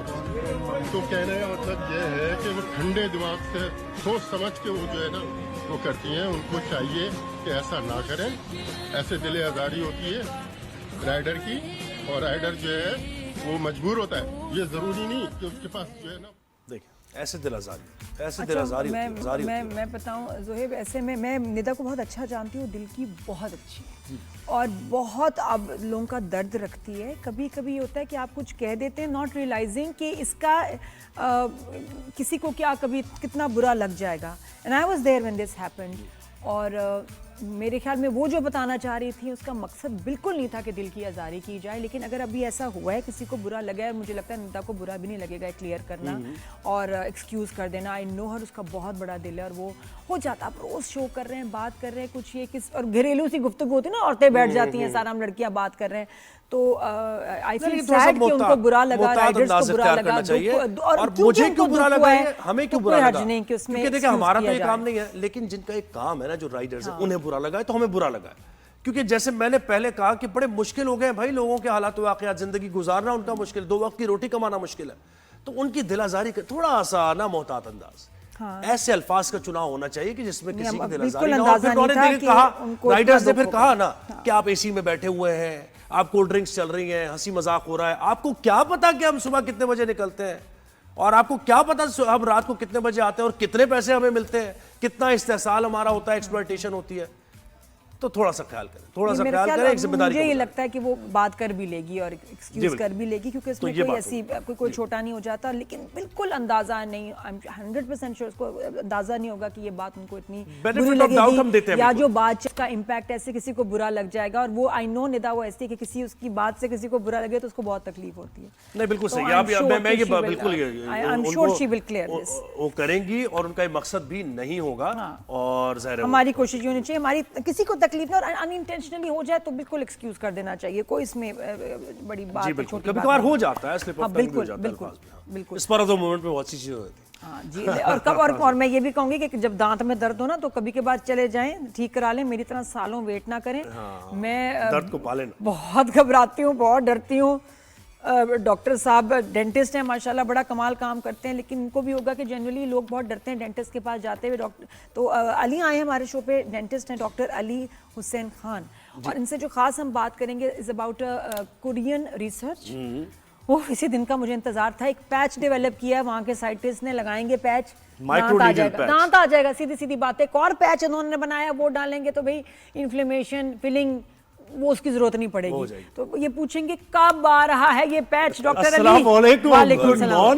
कब आ रहा है? आपको ये लगी हुई है, आप यानी ब्रेक में भी यही बातें कर रही थी। मेरा है ना मसला जी। अस्सलाम वालेकुम पहले होता है, गुड मॉर्निंग होता है, कैसे आप? राइज एंड शाइन, जिंदाबाद। ये लेग हो गई थी हमारी। अच्छा जी।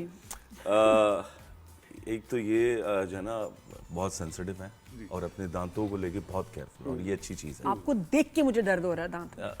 अच्छा जी, डॉक्टर को देख के दर्द नहीं, वैसा ऐसा होना नहीं चाहिए। यही मैं कह रहा हूँ, मैं दर्द देने वाला डेंटिस्ट नहीं। जो मैंने दबाया इग्नोर किया, पहले क्या किया था आपने, ऐसा मुझे बताया। एक्टिव हो पहले कुछ गलत हुआ था।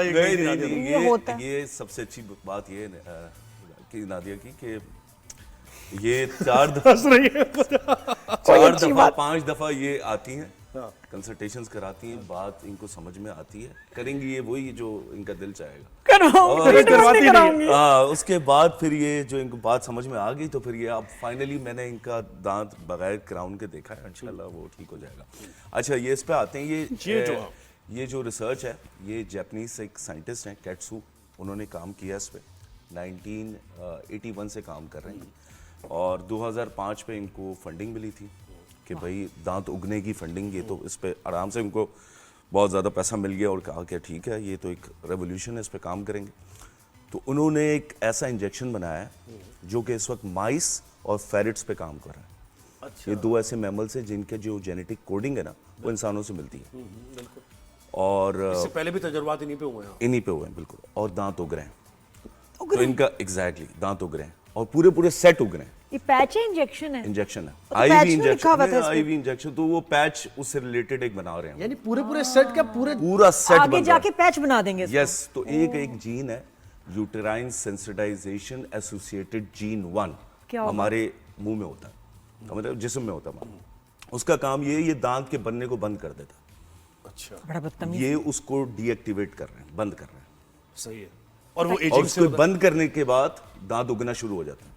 ऐसा कोई एजिंग का भी कोई बटन है, कोई हार्मोन बंद कर दें कि ताकि एजिंग जैसे बाल उगते हैं, जैसे बाल आप वेरी देखिए नाइस, बाल ब्लॉक कर जैसे रहे हैं अच्छा उसको। क्रोकोडाइल एक ऐसी वह है जानवरों की नस्ल जिसमें दांत बनते ही रहते हैं रेगुलर। एक्सीलेंट। इसी तरीके से एलिफेंट्स, उसमें भी दांत बनते रहते हैं, दांत टूटता है दोबारा बन जाता है। तो अब क्योंकि उनमें ये USAG होता ही नहीं। अच्छा कुछ ऐसे पेशेंट्स हैं डाउन सिंड्रोम के जैसे बच्चे होते हैं, उनमें एनोडोंशिया होता है, यानी दांत होते नहीं है। सही है, होगा, उसमें इसकी तादाद ज्यादा होती है इस जीन की, इसीलिए नहीं बनता। इसीलिए तो अब ये इसको बंद कर रहे हैं। अच्छा, उसको बंद करने से दांत बनना शुरू हो दांत जाएंगे। grow अच्छा करेगा। दांत बनना शुरू हो जाएंगे और पूरा पूरा सेट आएगा। आप जाएं इंजेक्शन लगवाएं $300 का, दांतों को लेकिन मुझे बात बताएं, ये कैसे पता चलेगा दांत ने इस जगह से आना है? मैं इंजेक्शन लगाऊं, मेरा पता चल यहाँ से भी दांत आ रहे अच्छा हैं। इसमें ना फिर क्या इसमें होगा? अब वो एक उसको वो कैसे है पता कि मुझे एक दांत चाहिए, यहाँ तीसरा वाला मैं लेफ्ट इसके से? भी मैं आपको है ना? बताता हूँ। इसमें डेंटिस्ट्री में ना काफी हाइपोथेसिस हो रही है, काफी लड़ाइयाँ हो रही हैं कि इससे तो हमारी दुकान बंद हो जाएगी। ये भी है, मैं ये भी पूछने हाँ, लगी समझ। थी। लेकिन आपका क्या इससे होगा ये कि जो दांत का स्ट्रक्चर नेचुरल दांत का जैसे होता है ना, हमारा प्रॉपर स्ट्रक्चर आप रूट Shape होती जो है है। एग्जैक्टली, इसमें जो कॉनिकल शेप के दांत आएंगे, Abnormal क्योंकि ये वो दांतों पे काम कर रहे हैं जो सुपरन्यूमेरी टीथ कहलाते हैं, जो एक्स्ट्रा दांत आते हैं। अब ये एक्स्ट्रा दांत का शेप नॉर्मल दांत की तरह नहीं होता। खूबसूरत नहीं होगा ये देखा ना, तो ये फिर आप ये ये है देखें कैच। दांत उग रहा dentistry का काम आएगा, फिर उसको एग्जैक्टली। Yes. तो फिर वो क्राउन्स वीनियर्स फिर की दुकान डॉक्टर अली करेंगे मेरा काम आ गया हाथ पे। हॉलीवुड स्माइल पे फिर काम ज्यादा होगा। ब्यूटीफाई करेंगे उसको फिर हॉलीवुड आप। स्माइल पे काम ज्यादा होगा और दांत सीधे करने का काम। लेकिन इम्प्लांट का जो तो वो मेरी बढ़ता specialty है, रहेगा और उसको ट्रिमिंग की जरूरत होगी अच्छा, दांत रेगुलर। अगर आधा टूट गया किसी का, वो भी आ जाएगा? आ जाएगा। बिल्कुल आ जाएगा। और वो कैसे आएगा फिर? ऑब्वियसली निकलवाना होगा ना, उसको निकलवाना निकाला होगा। और उसको इंजेक्शन अब लगवाया। यहाँ तक के लोग कह रहे हैं कि फिलिंग और रूट केनाल जो है ना, ये जो दो चीजें हैं जिससे खौफ, जो ड्रिल मशीन चलती हाँ, है वही तो। वो खौफ खत्म हो जाएगा। Yes. फिलिंग की जगह दांत निकलवाया, इंजेक्शन लगवाया, सेट आ गया। दांत निकलवा दिया ना, ये तो नहीं ठीक। नहीं, उसके फिलिंग के लिए तो मैं बगैर- दांत ना कह रहे निकलवा। निकलवाना नहीं, पड़ेगा। निकलवाना पड़ेगा तो निकलवाना नेचुरल दांत पड़ेगा। आएगा। Not for filling, not for filling. नहीं तो ओनली फिलिंग ना, वो रूट तो नया कनाल teeth आ में। जाएगा। नहीं, रूट कनाल में मैं निकलवा लोग दूंगी, जो फिलिंग drill के लिए machine से नहीं। डरते हैं नहीं, वो तो ऑब्वियसली फिलिंग ही करवानी चाहिए। दांत क्यों नहीं बंदा- निकलवाएं अपना प्यारा दांत। लेकिन वो जो नया दांत है वो उस स्ट्रक्चर का होगा नहीं होगा, ये स्टिल क्वेश्चनेबल है। और वो टेढ़ा मेढ़ा निकलेगा और उसको आपको अगर नहीं ब्यूटीफाई करना टेढ़ा, लेकिन पड़ेगा। फिर ये है कि 80 साल की उम्र में, वैसे तो यंग बच्चे करवाते हैं ना ऑर्थो ब्रैकेट्स वगैरह, 80 साल की उम्र के लोगों को ब्रैकेट्स पे लेके जाना पड़ेगा या फिर ये अलाइनर्स पे लेके जाना पड़ेगा दांत सीधे करने के लिए, क्योंकि कहीं से भी दांत निकल अच्छा, ये कोई वही तो गारंटी मैं कह रही नहीं हूँ कि ना, वो इधर से- छोटा आएगा, बड़ा आएगा। No we don't know about the shapes. Exactly, we don't know कहाँ निकलेगा, shape, क्या निकलेगा, कहाँ से बस निकलेगा, पता चला क्या यहाँ वो निकल उस गया ना लेवल मेरे। का फंक्शन कर क्या सकेगा, करूँ? बर्दाश्त कर सकेगा, मास्टिकेटरी फोर्स, कैप का बर्दाश्त कर सकेगा, उसकी बेस या नहीं कर Exactly. अब सकेगा। वो ये कि एग्जैक्टली उस जगह निकले जहां से हम निकालना चाह रहे, वरना यहाँ तो से यार ये दांत बात आ- तो बनी ये नहीं, मतलब अभी दिसंबर तक से ये सब- बट चलो, grow तो कर रहे हैं। दिसंबर से इस पे काम हो रहा है इंसानों पे, यानी कि इस महीने से। अब तक ये फेरेट्स और रैट्स पे काम कर रहे थे, पहले ये काम करेंगे बूढ़े लोगों पे, साथ ही उन लोगों पे जो कि जेनेटिक डिसऑर्डर्स के, जैसे मैंने एक बताया कि डाउन सिंड्रोम के पे, हाँ सही। तो उन पे पहले ये काम करेंगे। अगर ये उस पर ट्रायल सक्सेसफुल होता है तो फिर ये पब्लिक कर देंगे इंजेक्शन लोगों के लिए 2030 से। 30 से। और इसकी प्राइस भी $300 कुछ उन्होंने एक्सपेक्टेड रखी है कि ये $300 तक का इंजेक्शन होगा। जापान में अगर आ गया, जापान ज़्यादा दूर नहीं है पाकिस्तान से, कितने दिनों में आएगा दांत? 3 महीने में। Not bad. अच्छा, 3 महीने के महीने अंदर वो में। आ जाएगा दांत। बट अच्छा, अब ये भी नहीं पता कि एक दांत आएगा या पूरा सेट आएगा। कुछ लोग कह रहे हैं कि पूरा सेट आएगा, नहीं, ये नहीं हो तीसरा सेट। क्या मतलब ये ये मतलब set ये है। देखिए मेरी बात सुने ना, जैसे मैं किसी के भी दांत बत्तीस दांत कहाँ दो निकालेंगे? दांत टूट गए कुछ किसी कुछ के, आपने निकलवा लोगों लिए। के सुने होंगे कि कुछ लोगों के दांत नीचे पड़े हुए होते हैं, वो बाहर नहीं आए होते। तो इसी तरीके से ये पूरा पूरा सेट ग्रो कर देगा। इसीलिए इनका पहला टारगेट ई डेंचलेस पेशेंट्स हैं, जेनेटिक पेशेंट्स हैं जिनके दांत होते ही नहीं। आप समझ रहे हैं? ताकि ये पूरा पूरा सेट उसमें ग्रो कर। पूरा सेट। नहीं, एक चाहिए। जी एक चाहिए तो ये, हाँ, ये कंट्रोल करना मुश्किल हो जाएगा फिर भाई। होता है वो सब्जी वब्जी लेने एक के लिए जाते हैं, इम्प्लांट एक बेहतर दे है। दें बस, के एक लिए- दाना। मैं हार्वर्ड में फेलोशिप कर रहा हूँ, तो मैं वहाँ पर बॉस्टन में था, तो मुझे ये आर्टिकल किसी ने भेज दिया, कहा कि अब $50,000 खर्च करने की तुम्हें ज़रूरत नहीं पढ़ाई पर, वापस आ जाओ, तुम्हारी दुकान बंद होने वाली है। नहीं नहीं आर्टिकल नहीं, ऐसा नहीं, कुछ नहीं, नहीं। नहीं, इस तरह आप अभी बहुत इस पे रिसर्च चीजें हैं एग्जैक्टली, बहुत- लेकिन ये एक रेवोल्यूशन अच्छा, है, मुझे एक साइंस बात फिक्शन बताएं, है। मुझे एक बात बताएं। अब आप सोचेंगे बंदा इंजेक्शन लगवा के दांत उगवा रहा है। दांत उगवा रहा है, क्या क्या कुछ नहीं कर रहा। आप देखें, अल्लाह ने इसका मतलब हमारे जीन्स में था ये चीज, लेकिन सोई हुई थी उन्होंने। अच्छा, इसमें ऐसा नहीं है कि जेनेटिक म्यूटेशन कर रहे हैं या जीन्स के साथ खेल रहे हैं, बस एक थोड़ा सा इसको ये मॉडिफाई कर रहे हैं। नहीं, उनको ब्लॉकर्स दे के उनसे काम वो करवा रहे हैं जो हम लेकिन चाह रहे हैं। नेचुरल प्रोसेस नहीं है यार, वो से नहीं फॉलो करना चाहिए हमें। ये कहाँ तक यानी ये नेचुरली है ना, कितना ये नेचुरली ये है तो नेचुरली ना, नेचुरल हमारे जीन के अंदर मौजूद अंदर से है। ही दांत निकल रहे हैं ना आपका अपना। अच्छा, ये जो बंदा है, natural ये जो चाहिए। डॉक्टर कैट्सू है, ये है भी डेंटिस्ट, लेकिन इसने मॉलिक्यूलर बायोलॉजी में काम किया है और इसने ये कहा है कि मैं एक दुनिया में ऐसी चीज डेंटिस्ट्री को देके जाऊंगा कि उनसे कहते थैंक यू। सही। अच्छा, you मुझे very बताइए, ये आजकल लोग ये भी कर रहे हैं कि पूरे दांत अपने वो वीनियर्स करवा रहे हैं। ये क्या चीज है? तो ये हॉलीवुड स्माइल कहलाती है। अच्छा, इस पे 2 स्कूल ऑफ थॉट है। एक ये है कि आप अपने नेचुरल दांत क्यों घिसवा रहे हैं, क्यों घिसवा रहे हैं? ठीक है। दूसरा स्कूल ऑफ थॉट ये कि कॉन्फिडेंस, जैसे लोग फिलर्स करवाते हैं, बोटॉक्स करवाते हैं। दूसरा, टीवी को फेस करने के लिए जो लोग इन्फ्लुएंसर्स होते हैं हमारे, मेरे पास बहुत आते हैं टिकटॉकर्स, मिलियन फॉलोवर्स, विनियर्स लगवाने मिलियन फॉलोवर्स। अच्छा, मैं उनको इन्फॉर्म 2 दफा वापस भेज देता कौन हूँ से कि वाले आप जाएं वापस। कौन से लगवाते हैं veneers? जरकोनिया के, कहाँ जरकोनिया कहाँ के, ये ऊपर के 6, नीचे के 6। ये जो नजर आते हैं प्रोस्टोडोंटिस्ट हैं जो कि दांत बनाने वाले हैं, आपके तो बहुत खूबसूरत दांत, और इससे ज्यादा खूबसूरत दांत वालों ने नहीं, इससे ज्यादा खूबसूरत दांत वाले, मुझे हैरत सेल्फी बनवाऊंगी मैं तुम्हारे साथ दांतों की। नहीं यार, आपके भी अच्छे ना देख, क्या हो नहीं, गया? इससे ज्यादा खूबसूरत दांत वाले आते हैं, कहते हैं हमें ट्रिम करते हैं, हमें वो चाहिए वैम्पायर वाले दांत जो कि नोकीले होते हैं। खून इस पीना है टाइप किसी का? जो कार्निवोरस सेल्फीज ले लेके दिखानी, मिलियन फॉलोवर्स हैं तो वैम्पायर दांत किसको पसंद and they are paying us. God. ऐसा, यस। और अपने असली दांत खराब कर हाँ, देते हैं। हमें जो कभी प्रमोट भी करते हैं, साथ में पे भी करते हैं, हमें हॉलीवुड स्माइल चाहिए।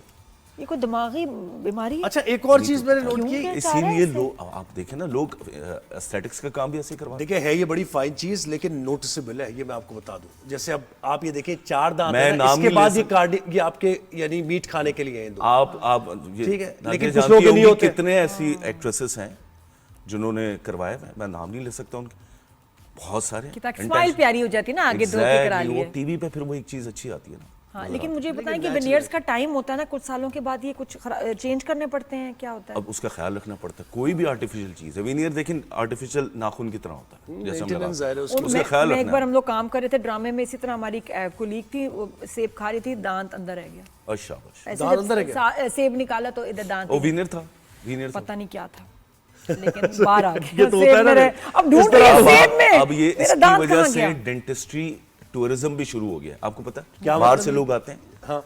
यहाँ पर हम उनके लिए होटल वगैरह बुक करते हैं, टूर करवाते हैं और साथ में वो विनियर्स करवा के जाते हैं। दिस इज, और ये टर्की में भी हो और रहा है। कहते हैं लोग बाहर ये से यहाँ जाते टर्की हैं में सबसे ज्यादा कि मेरे ख्याल से पाकिस्तान हाँ, में बहुत कमाल काम है डेंटिस्ट्री प्लांटेशन का, और भी, हाँ। सस्ता है, ये बात सही टर्की है। सस्ता पाकिस्तान है। तो बहुत सस्ता है, सस्ता है, और बहुत लोग सस्ता है। सालों इंतजार करते हैं हमने पाकिस्तान से जाके ही फिलिंग करानी $4,000 है। का रूट हार्वर्ड कनाल। में इस वक्त इम्प्लांट हो रहा है, जो कि हम यहाँ $200 में करते हैं। $200 बिल्कुल, बहुत इतना हेलो पर डिफरेंस, हां हेलो पर सर्विस है। डिफरेंस, बिल्कुल सर्विस नो कंपैरिजन। अच्छा, एक चीज मैं जो जरूर जानना चाहती हूँ कि बहुत सारे लोगों को, मेरे जैसे लोगों को एंजाइटी, फियर, ड्रिल की आवाज, चीजें, तो फिर डेंटिस्ट के पास जाते नहीं। हम फिल्मों में देखते हैं और बाहर के मुल्कों में बहुत जगह एक हैप्पी गैस आपको ना मास्क पहना देते हैं, तो आप थोड़ा ना नींद बेहोश होके काम हो जाता है। सही। ये यहाँ और कुछ मुल्कों में क्यों वो हैप्पी गैस नहीं है कि जिसकी वजह से आप लेकिन हैप्पी कंफर्टेबल गैस हो का जाएं? मतलब आप नाइट्रस ऑक्साइड का बोल रहे हैं। वही कोई भी चीज जो कि नुकसानदेह हो, उसको उस वक्त यूज की जाती है जब आपके पास लास्ट ऑप्शन हो। नाइट्रस ऑक्साइड केस में ये हमेशा, last नाइट्रस option है। ऑक्साइड हर डेंटल प्रोसीजर के लिए रिकमेंडेड नहीं है, ठीक है। एक्सेप्शनल केसेस जैसे बच्चे हैं जो कि एंशियस हैं, या फिर कुछ ऐसे हमारे दोस्त जो हैं, अगर ऐसे कुछ बच्चे भी हैं। तो थोड़े से ऑलरेडी बड़े वो हो तो गए, तो लेकिन उनके लिए फिर डरते यह है हैं। कि हम सेडेशन को ऑप्शन लेते हैं। अदरवाइज डेंटल क्लिनिक का माहौल ऐसा होना चाहिए, इतना ज्यादा रिफ्रेशिंग होना चाहिए कि लगे ही ना कि नहीं, आप है क्यों? जरा वो anxiety सवाल जो है मेरा पहले फिर कम हो वही है जाए। कि क्यों ये ऑप्शन क्लिनिक्स नहीं, हमारे ऑप्शंस नहीं, है, बहुत ये कम। है, बिल्कुल है। Option Dental है, clinic बिल्कुल में आपके sedation लिए होता है। ये यही Yes, ऑप्शन आपके लिए है। होता है, लेकिन हम तो बच्चों के लिए यूज करते हैं। नहीं, मैं भी बच्ची हूँ, मुझे बताएं कि आप ये मतलब महंगा बहुत है इसलिए ऑफर नहीं किया जाता, नहीं, और महंगा इसका कोई obviously नुकसान महंगा है? भी है। कोई नुकसान है इसका? मैं ये कह रहा हूँ, कोई भी चीज की थोड़ा सा life threatening तो नाइट्रस होगा। ऑक्साइड हाँ। आप बिला क्या वजह करेंगे? ले रही हैं, वो हम उस वक्त यूज करते हैं जब हमारे पास कोई और ऑप्शन बचता नहीं है, अच्छा, मेरे केस या में फिर ये अगर ये ऐसा और है तो फिर option वो ही जिले है। में करवा या फिर आपको दे और पतले आप फिर ये ऐसा- फिर नादिया को उठाने के लिए हम क्या कनाल कहें? कैप मेरा इतने साल अब तंग जैसे कर रहा अकलदाड़ था। है, बड़ी अकलदाड़ मुश्किल से जब लोग गई हूँ। निकलवाते हैं तो वो कहते हैं कि हमें सुला दो, जीए में कर दो, जनरल एनेस्थीसिया में। तो अब मेरा सवाल ये होता है कि आप एक दांत निकलवाने के लिए बेहोश होना क्यों कितना रिस्क ले रहे हैं आप? बिल्कुल और क्या, रिस्क ले रहे हैं ना आप। तो अब समझने जब की बात है। लोग अच्छा, एक और इसमें चीज़ है, जैसा विक्टोरिया कह रही है मेरी अकलदाड़ में दर्द हो रहा है तो मैं जा रही हूँ सारे निकलवाने। मैंने कहा 4 के 4 अकलदाड़, ये भी एक ट्रेंड है कि अगर एक में दर्द है तो चारों निकलवा दो। उसकी वजह ये है कि ये अगर क्या? वो बेहोशी में निकलवा जा रहा है ना, तो वो कह रहे हैं जब बंदा एक दफा लेट हो ही रहा है तो वो चलो फायदा- जी फिर यही कर। मैंने तो कभी उनको, मेरा एक दफा अकलदाड़ आई थी, उसके बाद कभी अल्हम्दुलिल्लाह माशाल्लाह कहें कभी नहीं आई। नहीं, तो नहीं। मैं क्यों निकलवाऊं उसको, वो कभी आएगी? अकल एक ही दफा आती है अकलदाड़, वो बार बार नहीं आती। वो आपकी एक साइड पे आई है तो और उसने आपको, बाकी हो सकता है वो सीधे एक साइड पे टेढ़ा हाँ, तो मैं बाकी 3 को क्यों छेड़ूं? हो, तो ना छेड़े। It's up to ना you. छेड़े यार, आपको विक्टोरिया। कौन कहता है यार? कौन है जो कह रहा है आपको छेड़े? अच्छा जी, अली आज आप बहुत बिजी हैं, आज आप लेट ही पहुंचेंगे क्लिनिक, क्योंकि ये जो देख रहे हैं ना बाहर लाइन लगी हाँ, हुई मैं है। और हमारे शो सामने पे कैमरे के पीछे भी लोग देख रहे हैं सब हमारे कुछ। शो पे डर्मेटोलॉजिस्ट, अल्लाह माफी, और डेंटिस्ट आ जाए तो वो आते अपनी मर्जी से, जाते हमारी नहीं, मर्जी नहीं, जाते हैं मैं हमारी हाजिर- मर्जी हाजिर से। फ्री आप अभी कंसल्टेशन। 2 घंटा अपना रखें फ्री। बिल्कुल, बिल्कुल, और बिल्कुल। बच्चों लाइन में आ जाओ, क्या बात आ जाओ, है। शाबाश और शाबाश पान शाबाश। गुटके वालों को मैं चेक नहीं करता। नहीं नहीं, उनको तो क्या आपने कहा कि बात, पहले क्यों? ये क्यों? वो ये नहीं खत्म आएगा, करो। वो तो फिर ये है कि ये हमारा केस ही नहीं है। सुसाइड तो आपको पता है हराम है। सही बात। देखिए ये तो मावा शेमिंग हो गई। ये केस ही नहीं ये है गुटखा शेमिंग आप मेरे शो पे नहीं, कर रहे हैं। सुसाइड नहीं करनी है ना, सुसाइड लेकिन क्या वजह है, उनका कोई होप नहीं है। नहीं, वो तो आप सुसाइड की उम्र में नहीं, जाहिर है यार, आपने वो खुद ही पहले कहा। वो आपको छोड़ेंगे, पता है। उसके बाद की बात है वो। तो मतलब आप मुझे Exactly. बताएं मावा कि शेमिंग हो रही आप है, आप यकीन कह रहे करें, हैं। क्लिनिक्स में आ लोग जाते हैं, offend होंगे। गुटखा मुंह में डालते हैं। कैसे, अब क्या कर अब सकते आप हैं? सोचें, वो उस स्पिटॉन में थुकवाना पड़ता है कि ये थूको इधर। ये तो कर पहले भाई। हमारे यहाँ सब ये वाला ये वाला नहीं है क्राउड। चले अली, अब ये आएगा। अच्छा, कब तक आएगा बस ये मुझे बताइए? 2030 तक। 2030 तक आ जाएगा। तब तक इंतजार करो। इंतजार नहीं, मेरा आप बस भी है। इंतजार करें, क्योंकि फिर आसानियां हो जाएंगी। क्या बात है कि दांत खुद से खुद ग्रो करेगा तो और क्या चाहिए। बहुत शुक्रिया डॉक्टर अली, बहुत शुक्रिया। Thank you sir. Thank इधर ही you. रहिएगा आप भी इधर रहिएगा ब्रेक के बाद। अच्छा, मैं इधर हूँ। जी जी, इधर इधर हमने आना है। एक ब्रेक हमने ले लिया, ब्रेक के बाद वापस आते हैं। बस थोड़ा सा वक्त रह गया और थोड़ा सा कुछ आपको बताना है। वापस आइए।